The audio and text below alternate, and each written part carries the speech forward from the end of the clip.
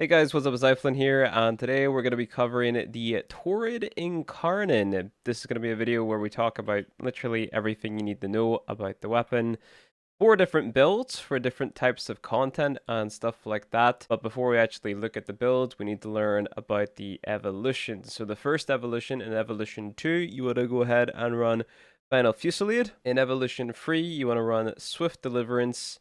And then in Evolution 4, you want to run Commodore's Fortune. First up, we've got a Viral Slash build, which you want to be using against like really heavily armored enemies with the yellow health bars.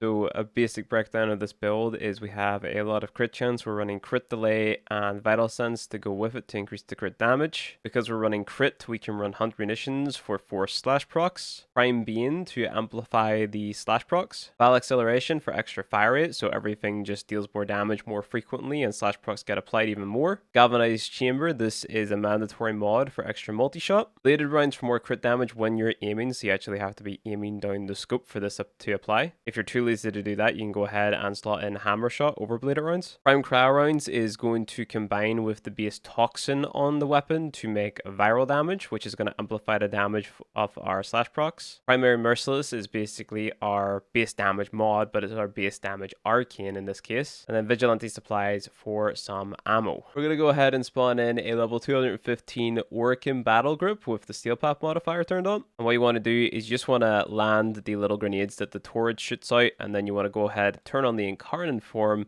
and as you can see, we turn into this really cool beam weapon, which just shreds through everything. So this build you can use basically in any content in the game. You just have to make sure that you swap out the prime beam mod to match the faction that you're playing against. Obviously, if you're playing against Corpus, it's going to be more worthwhile to just stick with toxin damage, but we have a separate build for that. But if you're playing against, let's say, the Corrupted, the Grenier, the Infested, you can use this build and it's going to work just fine, implying you swap out the beam mod. The newer faction in the game is the Murmur enemies. Now, Murmur enemies are usually armored and some of them are weak to radiation damage, so what we do is we go for a corrosive and radiation build. It follows the same type of idea. We've got galvanized chamber on here for the multi-shot. This is a mandatory mod. Vital sense and crit delay for our crit chance and crit damage, these are both mandatory as well. Val acceleration for fire rate, another mandatory mod. Then the rest is basically flex. You can run whatever you like. So in this case, we run high voltage for the electric damage to combine with the base toxin to make corrosive. Bladed rounds, whenever I'm aiming down sights, I get extra crit damage again, which again is flexible for the likes of hammer shot. Radiated reload to give me that radiation damage, so that's going to be more effective versus more enemies within the Murmur faction.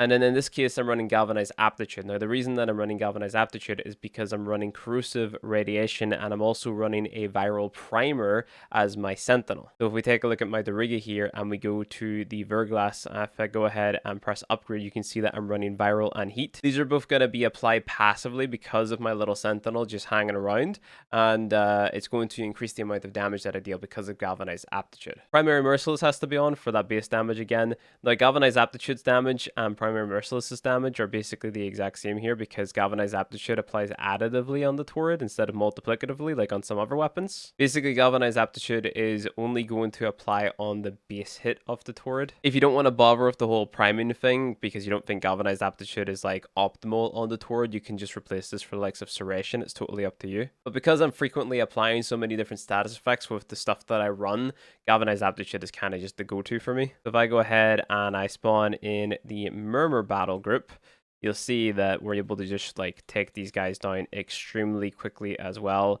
You know, they don't really stand a chance. And these are the guys that you're going to be fighting against in the Elite Deep Archimedia game mode.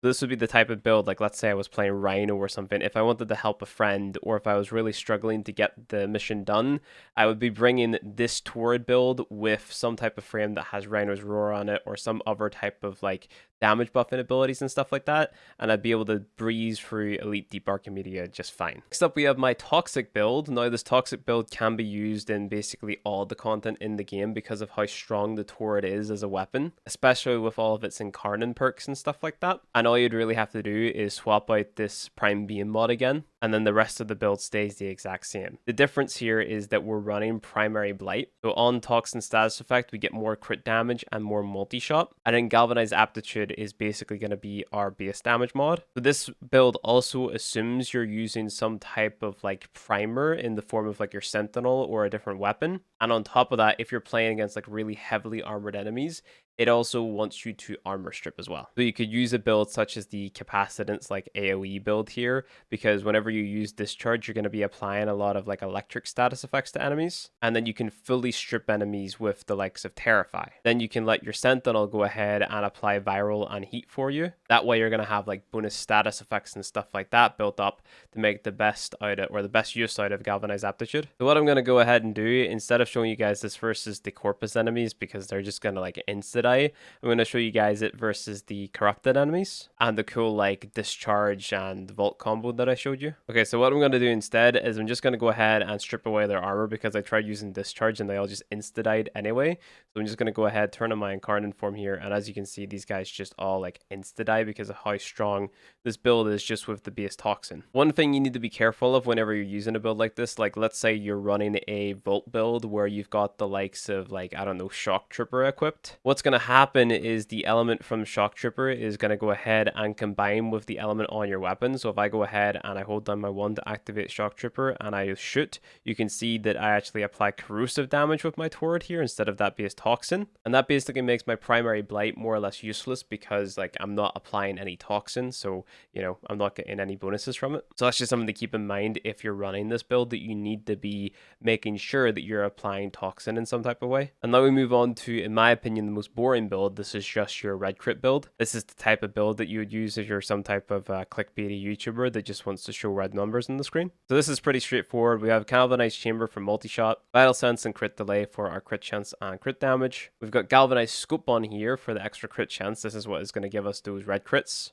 File acceleration for the fire rate for more instances of damage. Stormbringer to combine with the base toxin to make corrosive, because that is basically just a damage type that armored enemies are weak to. We've got hammer shot on here for bonus crit damage and bonus status chance. Now, if I was willing to forma again, I would go ahead and throw bladed rounds on, because the bonus crit damage from bladed rounds is a lot higher than the bonus crit damage from hammer shot. And then this final slot here, you don't have to run a prime beam mod. You can run pretty much anything you want here. You could run prime firestorm, you could run amalgam serration. It's really up to you. You could run bladed rounds if you really wanted to. I'm going to go ahead and swap this prime beam mod for prime beam of corrupted, and we're going to test this build versus these corrupted enemies. So I shoot to get my Incarnon form. I just hold left click and you can see all of the orange and red crits happening. Now again, not my favorite build, but it is okay, especially if you're using the likes of, you know, your emerald shards and stuff like that, because these corrosive procs are going to be stripping away the enemy armor. And of course, like the more kills you get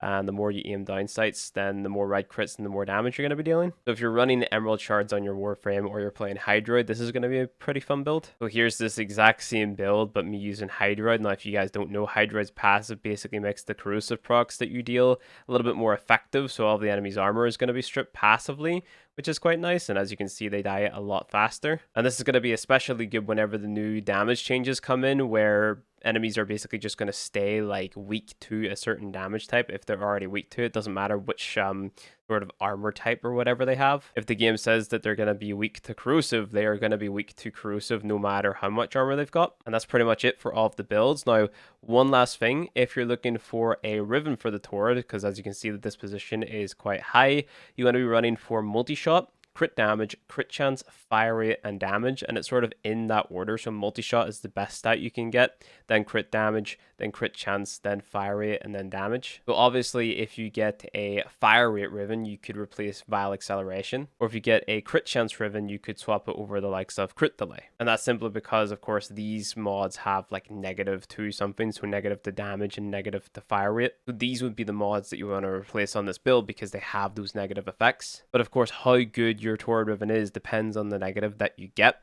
So you want to be aiming for 3 positive stats and then 1 negative stat. And that's pretty much it. That is everything you need to know about building the Torid.